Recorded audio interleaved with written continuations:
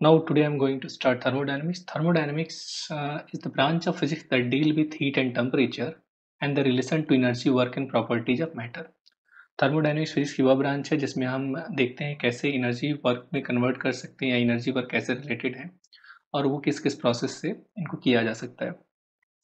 तो उसके लिए हम लोग को कुछ टर्म्स को जानना होगा। तो उसमें पहला टर्म है थर्मोडायनेमिक सिस्टम। थर्मोडायनेमिक सिस्टम क्या होता है कि जैसे मान लीजिए कि सिस्टम एक कलेक्शन होता है लार्ज नंबर ऑफ पार्टिकल्स का, जिसमें मान लीजिए यहाँ पार्टिकल्स हैं और एक बाउंड्री के द्वारा इंक्लोज्ड है। तो ऐसे असेंबली को हम सिस्टम कहते हैं। चाहे कोई गैस हो सकता है, तो जैसे मान लीजिए कोई चैम्बर में गैस इंक्लोज्ड है तो उनके मालिक्यूल्स हो सकते हैं। तो इस तरह के सिस्टम को हम लोग थर्मोडायनेमिक सिस्टम कहते हैं, असेंबली को। और इसमें जो ये इनसाइड होता है, ये हमारा सिस्टम होता है, ये बाउंड्री, और जो भी इसके बाहर होगा वो हमारी सराउंडिंग कहलाएगी। ठीक है, तो आपको ये सब टर्म्स हैं जो आपको ध्यान रखना है। तो लेट मी इरेज इट। तो ये हमारी क्या कहलाएगी, सराउंडिंग, और जो कुछ भी इसके अंदर है वो हमारा कहलाएगा सिस्टम। अब इसके आधार पे किस चीज़ का ट्रांजिशन हो रहा है, क्या क्या चीज़ें अंदर बाहर जा सकती हैं किसी भी सिस्टम और सराउंडिंग के आधार पर, उसके आधार पर इनको क्लासीफाई किया गया। 3 टाइप्स के होते हैं। एक होता है जिसे हम बोलते हैं ओपन सिस्टम। ओपन सिस्टम एक ऐसा सिस्टम होता है जिसमें हीट का भी एक्सचेंज होता है और मैटर का भी एक्सचेंज होता है। मतलब सिस्टम के बाउंड्री के थ्रू हीट और मैटर दोनों का अगर एक्सचेंज हो सकता है तो वैसे सिस्टम को ओपन सिस्टम बोलेंगे। अगर सिर्फ हीट का एक्सचेंज हो रहा है लेकिन मैटर का एक्सचेंज नहीं होता है तो वैसे सिस्टम को हम बोलते हैं क्लोज सिस्टम। Close system. और यदि कोई ऐसा सिस्टम है जिसमें एनर्जी के साथ साथ ना तो एनर्जी का एक्सचेंज हो रहा है ना ही मैटर का एक्सचेंज हो रहा है, ना तो क्यू ना एम, दोनों का एक्सचेंज नहीं हो रहा है, ऐसे सिस्टम को बोलते हैं आइसोलेटेड सिस्टम। तो इसको कहते हैं हम लोग आइसोलेटेड सिस्टम। तो आइसोलेटेड सिस्टम में एनर्जी और मैटर दोनों का एक्सचेंज नहीं होता है। तो 3 प्रकार के सिस्टम होते हैं। और सिस्टम एक असेंबली होता है। जैसे मान लीजिए कोई गैस सिलेंडर है जिसमें कुछ चार्ज पार्टिकल इंक्लोज्ड है, तो एक सिस्टम कहलाएगा। अब इसके बाद एक टर्म हम लोग को जानने जैसे thermodynamical state variable. Thermodynamical state variable, thermodynamical state variables, जैसे मान लीजिए कोई सिस्टम है जो कि जिसमें कुछ मॉलिक्यूल्स इंक्लोज्ड हैं। तो जो भी मॉलिक्यूल्स इंक्लोज होते हैं किसी भी सिस्टम के द्वारा, उनके स्टेट को बताने के लिए हम कुछ पैरामीटर, कुछ वेरिएबल्स का इस्तेमाल करते हैं। उनको हम स्टेट वेरिएबल करते हैं। मेनली हम जो स्टेट वेरिएबल्स होते हैं वो होते हैं प्रेशर डिनोटेड बाई पी, फिर वॉल्यूम एंड टेम्परेचर, और इसके अलावा होता है इंटरनल एनर्जी। तो इनको हम स्टेट वेरिएबल करते हैं। किसी भी जो सिस्टम हमारा होता है उसका जो प्रेशर है, किसी पर्टिकुलर टेम्परेचर पे जो गैस का जो वॉल्यूम है, जो टेम्परेचर है, जो उसकी इंटरनल एनर्जी है, उन सबको हम थर्मोडायनेमिकल स्टेट वेरिएबल्स कहते हैं।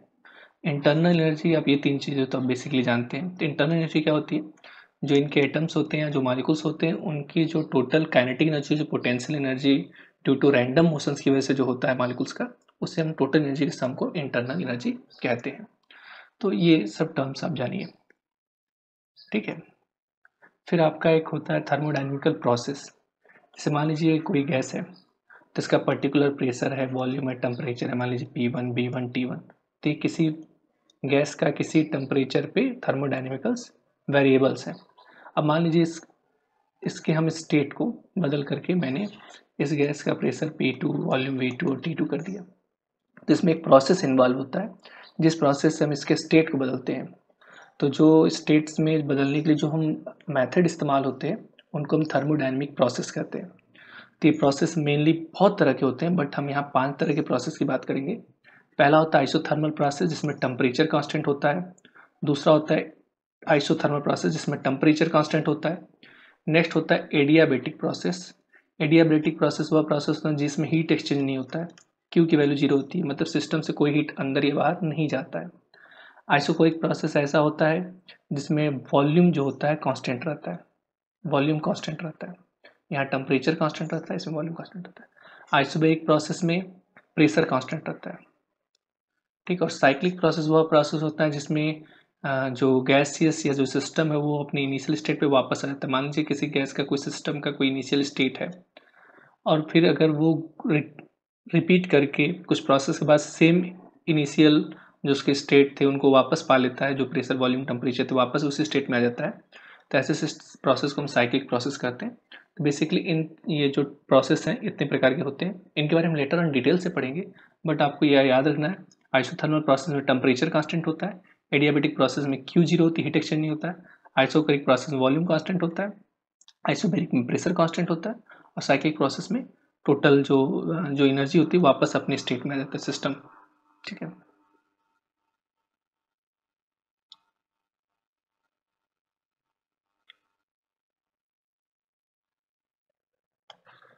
Okay. Next term is thermal equilibrium. Suppose करिए हमारे पास दो सिस्टम है ए और बी, और मान लेते हैं कि थर्मल कांटेक्ट में है एक दूसरे से। तो हम पिछले क्लास में पढ़ चुके हैं कि इनके बीच हीट एक्सचेंज होता है। मान लेते हैं इसका टेम्परेचर T1 है, इसका टेम्परेचर T2 है, और T1 का टेम्परेचर T2 से ज़्यादा है। तो इस केस में इन दोनों बॉडीज के बीच में अगर थर्मल कांटेक्ट है तो उनका हीट एक्सचेंज होगा, और जब इनमें हीट एक्सचेंज होता है तब तक कि जब तक दोनों का टेम्परेचर सेम ना हो जाए। उसके बाद हीट एक्सचेंज स्टॉप हो जाता है। तो दोनों का टेम्परेचर T हो जाएगा हीट एक्सचेंज के बाद, जो दोनों का जो कॉमन टेम्परेचर आएगा, तो वो हम बोलते हैं दे आर इन इक्विलिब्रियम। तो थर्मल इक्विलिब्रियम से मतलब होता है ऐसी दो बॉडी जो सेम टेम्परेचर पे होती है उन्हें बोलते हैं थर्मल इक्विलिब्रियम। अब जो हम लोग को इसी के आधार पर हम डिफाइन करेंगे zeroth law of thermodynamics. Zeroth law of thermodynamics, zeroth law of thermodynamics जो होता है, इसको जीरोथ लॉ ऑफ थर्मोडायनेमिक्स इसलिए कहा जाता है क्योंकि ये हम लोग का जो फर्स्ट लॉ और सेकंड लॉ की जब खोज होगी तो उसके बाद इसे खोजा गया, या उसको डिस्कवर किया गया, या इसे बताया गया। तो ये लॉ चूंकि बेसिक होता है फर्स्ट और सेकंड लॉ के लिए, लेकिन इसके डेवलपमेंट बाद में हुआ, इसलिए हम इसको इसके बाद नहीं रख सकते थे, थर्ड लॉ के बाद।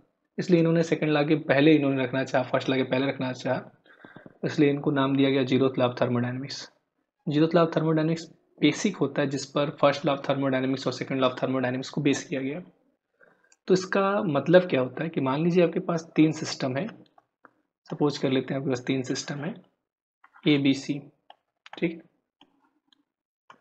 अब A और B एक दूसरे के साथ मान लेते हैं कि थर्मोडायनेमिकल इक्विलिब्रियम में है, और B C के साथ थर्मोडायनेमिकल इक्विलिब्रियम में है।